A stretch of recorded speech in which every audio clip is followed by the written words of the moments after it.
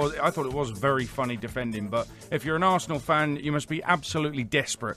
Now, Wenger gave this interview to TalkSport afterwards, whereby he said, "I've made my decision, but I won't tell anybody yet." And then we hear Tony Pulis coming out Weird. and saying, "Oh, he's told me he's staying for another year." What do you make of it all? Weird from start to finish. I watched that interview. I thought it was quite a strange one to do. Why didn't he just come out? Everybody, I think, deserves a right to know now because it's been going on that long. The uncertainty between the fans. You see it on the fans outside the ground. They can't wait to queue up to get on the TV and do their own interview. Oh, yeah. It's become a sideshow. It really, really has. And it's got to be sorted one way or the other. If Wenger's going to stay... Right, if Wenger's going to stay, and the club believe that is the right decision, and the players will not down tools and they will play for him 100%, so be it. Announce it. What is all this secret code? He's not going on a secret mission with the SBS or the SAS or abroad, is he? And he can't tell anybody but his family and friends. It's weird. Just get on with it. You're messing with the club's future, really. But listen, for the first time in a long time, I'm not focusing on Arsene Wenger, who's clearly a problem at Arsenal. I'll have a look at the players. We're going to speak to Piers Morgan in just a second, but let me run through those players very quickly. Laurent Koscielny is meant to be top class. No organisation and no defending. He's meant to be at the heart of that defence. Granit Xhaka's £30 million plus, but he gave no quality in midfield, either defensively or in attacking sense. Theo Walcott was just pathetic. Aaron Ramsey was totally anonymous. Petr Cech got injured kicking a ball. Nacho Monreal looked like he was celebrating Hal Robson-Kanu's goal. The Ox laughed when asked about Arsenal's defending at set pieces. Mustafi cost £36 million. Yes, £36 million, and apparently Arsenal don't spend. Bellerin more bothered about his hairstyle than defending. He's quick and that's it. Welbeck looks scared on his own up front. Sanchez was okay. No more than that. And Mesut Ozil, by the way, too injured to play for Arsenal at the weekend, yet he's expected to play for Germany on Wednesday against England live on TalkSport. Has anybody seen Mesut Ozil? Might see him in a Germany shirt on Wednesday. Let's bring in celebrity Arsenal fan Piers Morgan is with us. How you doing, Piers? Hello, Piers. Well, how do you think I'm doing? Not very well. Is Wenger, do you think he will sign? From what he said at the weekend, do you think he will sign a new contract? I think he's absolutely desperate to sign a new contract. I believe these stories that are coming from him. He's a very good media manipulator. I think he's trying to test the water, trying to see how people react, trying to buy himself another year, another 2 years. He doesn't want to go out as a dismal failure. But, I'm reading a tweet here. This is from the 2nd of May, 2016, so nearly a year ago. Wenger, this is from me. Wenger will limp on for another season now, will come 5th or 6th, brackets, keep this tweet, and he'll leave with his legacy wrecked. Sad. That was a year ago, right? Then I'm reading another piece here, and just bear with me because I think it's really interesting for what you just said, right? This is a piece I wrote. For the harsh, undeniable fact is that Arsenal are disintegrating before my eyes as a major club. Wenger's factory line of frighteningly young, inexperienced players look shell-shocked, mentally shot to pieces, weak in both mind and body. They don't know how to fight, scrap, or battle. Wenger's teams who won the double in 98 and 2002, the Invincibles, were full of real men. Adams, Keown, Winterburn, Dixon, Bergkamp, Pires, Parlour, Vieira, Petit, Lundberg, Seaman, Lehmann, Laurent, Campbell, Cole, Edu, Henry. They tackled furiously. They bled for the cause. They got books sent off and frequently warned about their conduct. Wenger's winners had the worst disciplinary record in the league and were proud of it, but it showed we weren't to be messed with. Those players really, really cared. Today's squad is full of boys who would run back to mummy at the first sign of Roy Keane's snarling shadow emerging into a tunnel. They're physically, emotionally immature, psychologically fried, with no leader to guide them like Adams and Vieira, no older experienced players to look up to. They can't deal with the pressure. The fans get on their back. The losses accelerate. And here's how I ended it. Everyone's desperate to play us now because they smell the one word that nobody associated with the Wenger-led Arsenal, fear. Once the toughest team in the Premiership, we become a soft touch. That is down to the manager. Wenger stood on the touchline for most of the second half yesterday, looking like a death row inmate waiting to be taken to the electric chair. He looked angry, frustrated, careworn, and suddenly very old. I never thought I'd say this, but I think it's time Arsene Wenger and Arsenal parted company. I wrote that column, gentlemen, on the 24th of November, 2008. Oh, wow. 2008. Now, I found it because that was the first time I publicly called for Arsene Wenger to go, right? I have been saying this for the last 9 years. And in that period, Wenger has failed to win the Premier League. He hasn't won it for 13 years now. In the last 7 years, we've been kicked out of the Champions League at the last 16 stage. He's got 2 FA Cups, which we all now, I think, have to accept as a thoroughly devalued trophy. And I'm sorry to the purists. I wish it was different. I had a campaign at the Mirror to save the FA Cup when United pulled out of it. The only way, in my view, to restore prestige is that the winner of the FA Cup gets the 4th Champions League place. I don't think it's going to happen.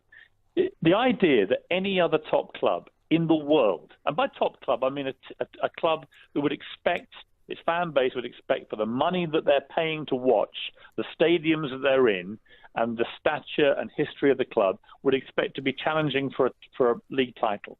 The idea that any manager of any one of the top clubs in the world, in any major league, would be sitting here after Wenger's record in the last 10, 12 years and would be deciding himself, if he felt it was okay to continue to sign a new £8 million a year contract. Perhaps he'll get a pay rise, given he's negotiating apparently his own contract. This has become an absolute farce, a laughing stock.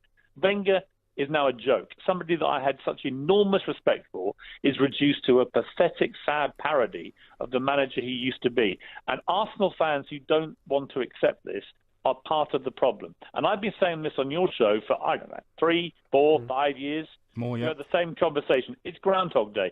This is now his worst season since he joined Arsenal in the mid-90s. This is the worst season. We're not going to qualify for the Champions League. We're 9 points behind Spurs. We're 19 points behind Chelsea. There is absolutely no reason to justify giving Arsene Wenger another contract unless you want to sit with rose-tinted spectacles looking back at a guy who for 8 years was, in my view, the best manager on the planet and gave Alex Ferguson, the greatest manager in history, a run for his money. Arsenal fans need to wake up, right? If you don't protest right now, this guy, who is desperate to cling on to his job, is going to sign a new contract for 1 or 2 years. He's testing right now our reaction and our resolve to effect change. And I'm sorry, but it's time to take the gloves off, to stop being nice about Wenger, to stop sucking up to a guy who has not performed now at the top level, in my view, for 12 years, and to say enough is enough. Piers, I understand it. I think most people actually might be with you on this. But when it comes to owning a football club, and if you were the owner and you doubled your share price in the last 8 years, which they have done, by the way, and with Arsene Wenger managing the club, what would you do? That is the biggest... Darren, let me just throw that back at you. I bought shares in the late 90s in Arsenal, because I believed in the club, I believed in Wenger and everything. They were £2,000 each. I bought 10 of them for 20 grand, right? Mm-hmm. They're now worth 170,000. The shares have gone to £17 a share, right? Wenger has been fantastic for my bank balance. Now, I probably spent that on season tickets over the years, whatever. It doesn't matter. He's been great for business. But here's the deal with this. I didn't agree with the whole last 10 years of excuses that we had a stadium. You know, he's not an architect. You know, always Wenger built a great stadium. No, an architect and builders build a great stadium, right? But we were told, if you just stay with us, Ivan Gazidis, Kroenke, Wenger, you just bear with us. 3 years ago, we were told, right, the stadium's paid for, everything's done. Now we can compete with Bayern Munich. Not only can we not compete with Bayern Munich in a way that avoids us losing 5-1 every time we play them, we can't compete with West Bromwich Albion. We were bullied and played off the park against West Bromwich Albion. No disrespect to them. Got great respect for Pulis. I think he had a well-organised, powerful team. We were just bullied off that pitch. And this is supposed to be a team that we were told after all this time of losing in the League and Champions League, we were now going to have a competitive team. We have gone backwards. This is the worst Arsenal squad, in my opinion, since 2006. But is there anybody at the club, Piers, who can actually appoint a successor with any knowledge? Is there anybody who knows football who's going to make the right decision? I think, Adrian, we have a completely freakish, unprecedented situation where the manager seems to be the only one in charge. Stan Kroenke lives in Los Angeles. He's bought an NFL franchise to take NFL back to LA.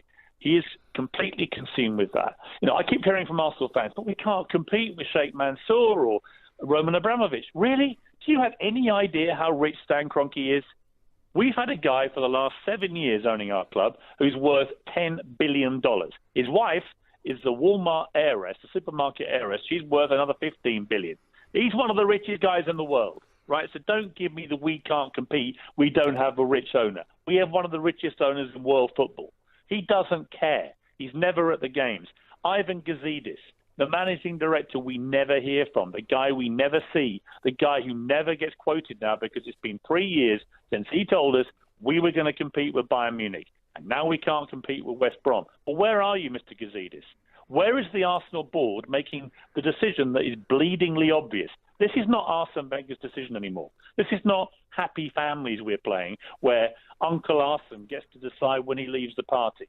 He should be fired. If he doesn't want to go and go with his dignity vaguely intact, where we can give him 2 months of a send-off, and I would happily lead that, by the way, if he resigned today.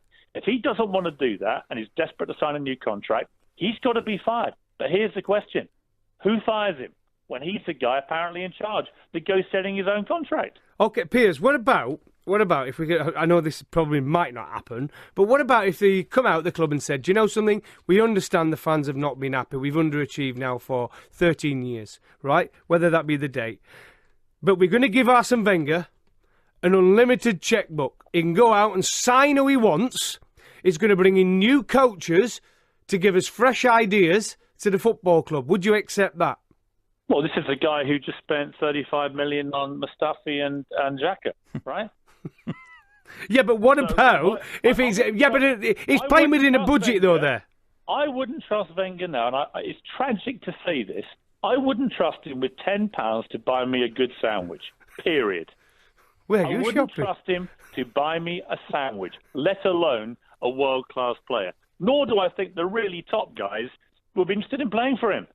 You know, we're not going to be in the Champions League next year, his great vaunted Champions League record. By the way, a competition he's never won. He's reached one final and 2 semi-finals. You think Alex Ferguson or Jose Mourinho or Carlo Ancelotti or Pep Guardiola, you think they sit at home and going, I've got such a brilliant European record. You know what it is? I've never won it. And the last 7 years, I haven't even reached the quarterfinals. Hey, what a record, huh? It's a joke. It's an absolute joke. Leicester City beat us in the Premier League last season when it was supposed to be our season. Leicester City have just gone further in the Champions League than Arsenal. At what point do Arsenal fans wake up to the fact that Wenger's excuses are now utterly ridiculous and he's making our club look utterly ridiculous? If you want to keep coming fourth, fifth, that's fine. You can be that kind of Arsenal fan. But I want to be an Arsenal fan that sees us back where we used to be. And by the way, go back 10 years before Wenger joined us. Right, this idea he's the greatest manager since sliced bread. Herbert Chapman was the guy that created the great Arsenal back in the 30s, right? Let's just get that on the record. Wenger's not the miracle guy who came along and suddenly we won stuff for the first time. Herbert Chapman was a great manager. George Graham was a great manager. He won the league twice in the 9 years before Wenger joined, and he won a European trophy, which Wenger's never won. Right, so if you take the 10 years before Wenger joined and the last 10 years of Wenger's tenure, George Graham beats him very, very comfortably. So let's stop this other myth that somehow, be careful what you wish for. What are we going to get? How do we beat a guy with this record? How do we beat a guy who hasn't won the league in 13 years, has never won the Champions League? How do we beat that guy when we've got money spilling out of our ears and a billionaire owner worth $10 billion?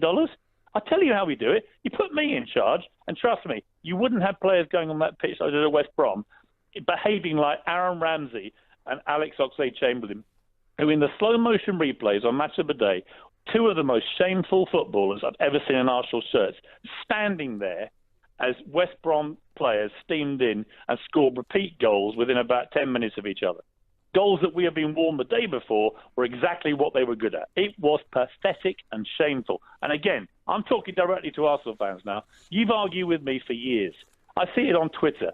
Arsene knows. Arsene knows. Don't be a traitor. No, you're the traitors if you back this guy now, because you are part of the problem.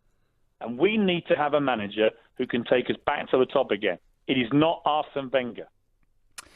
Piers, it's been amazing stuff, electrifying stuff. We want to get some response to it as well, so thank you very much for coming on. Thanks, Piers. All right, I need to go and lie down. See you later. Look, I need to lie down as well. Piers Morgan.